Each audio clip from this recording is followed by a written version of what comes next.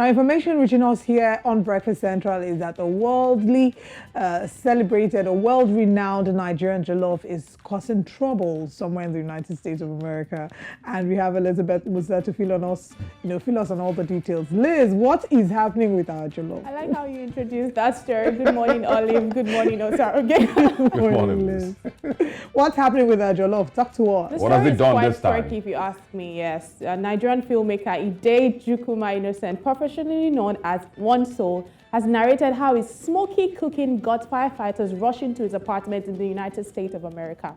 Onesoul made a series of videos explaining how he was cooking Nigerian delicacy smoky jollof rice and frying chicken, which made the house smoky and caused the alarm to go off in his apartment.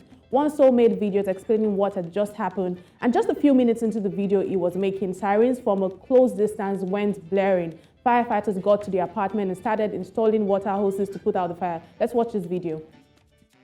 So, guys, something is happening. I was making jollof rice, right? Then it got really smoky because I was frying chicken. Now the alarm has gone off. Me, I don't know what to do.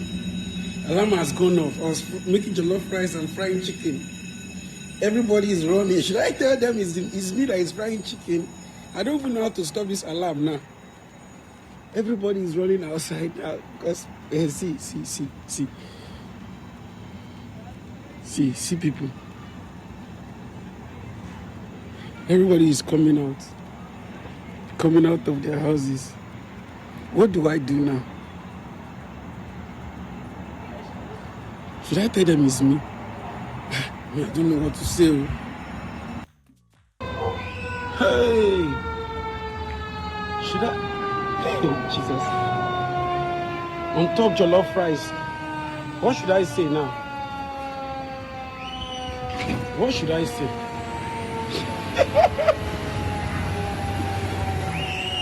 Jollof rice set up now. So what should I do?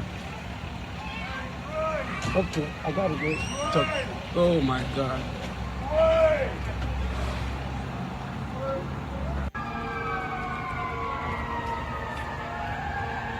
Like I have to follow everybody downstairs. So it's 1,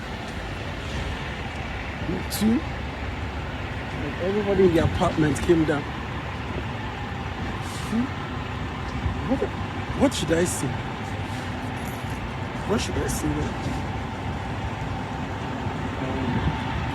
Hi! How are you? Thank you, guys. Thank you.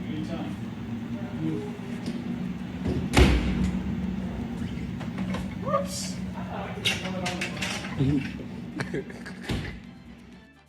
Look, I love the way he was just saying, what should I do? What should I do? It seemed to be like he was in a very...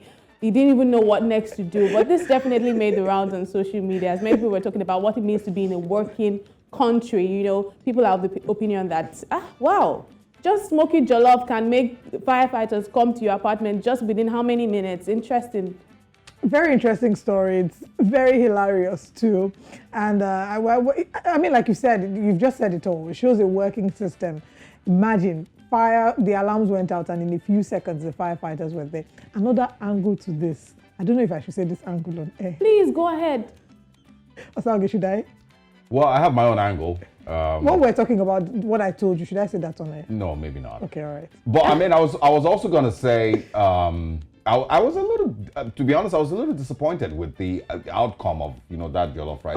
What were you thinking? It looked like he was making that thing for the dibia in the village to use for sacrifice. Because that was not, I mean, that's not the type of jollof rice that we show to the world. That's not the kind of jollof rice that should cause this kind of publicity. And maybe because it looked that way, that's why all that smoke, came out. Wow. Because you need firefighters to pour water in that pot. Someone said the jollof rice looks like food for the gods. Exactly. What kind of cooking is that?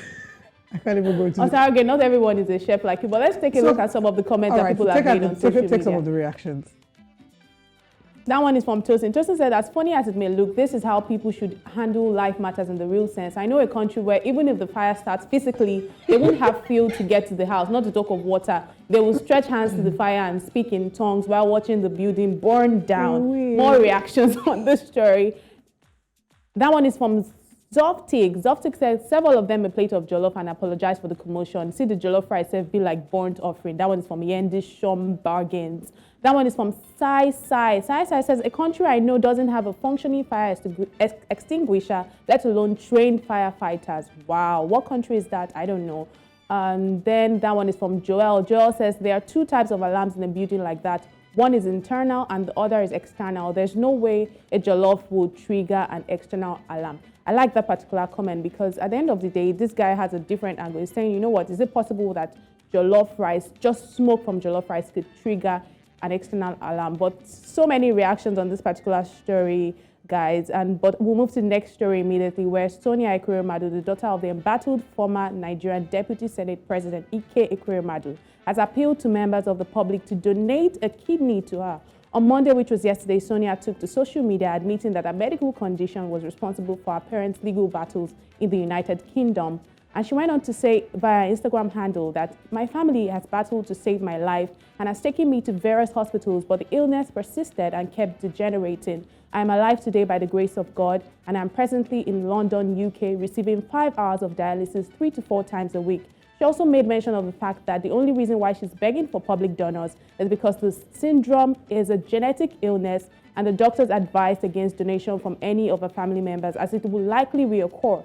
She also added that according to the laws of England and Wales, organ donation must be purely driven by compassion and therefore no reward is involved.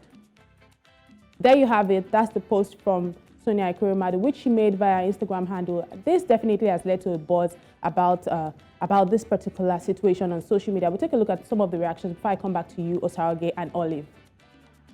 Now, that one is from Oba. Oba says, I sincerely hope you find a donor and recover fully soon. Now, prayers up for Sonia. And that one is from Ore Afolayan. Ore says, bring $100,000 and let's talk, Sonia. Wow, wow. Love doesn't live here said, so sad, but it will take the grace of God to find someone that is not your family member to donate a kidney to you out of compassion if there is no reward attached. I pray she finds help. Of course, that's because Sonia said that, you know, they don't attach rewards in the United Kingdom. So that's why Love Doesn't Live Here is reacting to it that way. But of course, right here on Breakfast Central, we're definitely saying prayers up for Sonia and hopefully she gets it done. But those are the stories I can bring for you on Trendwave today. Osarage and Olive, I want to hear what you have to say. Well, we did speak about this, you know, a little earlier, you know, and it just really, really broke my heart, you know, realizing that there's a human angle to some of all of this. You know, we did, you know, a lot of Nigerians play politics with it, you know, initially and all of that. Their parents are still, of course, well, I think the dad is still, of course, in custody in the UK. The mom, I believe, has been granted bail. I hope I'm right with that.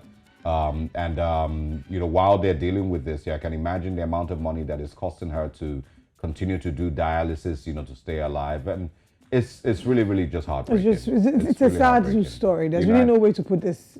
It's sad. It's a reminder that every now and then, you know, parents will do whatever they can for their child. Exactly, and I do like the fact that she came and brought out this, she made this post, you know, so we have like more context to this story, especially when the news case surfaced on the internet, especially of the smuggling of someone to donate, and people were saying that why can't your family members donate to you? But it's interesting for her to put out this post, and now we understand why she's asking for public donors. I mean, also a reminder that we also need to, I mean, besides this, we also need to work on our healthcare system. Imagine it was an average Nigerian that this was happening to, who could not afford treatment in the UK. What would happen to them? That's a lot of money. Cheap. It's a lot of money, and we do hope that she finds help.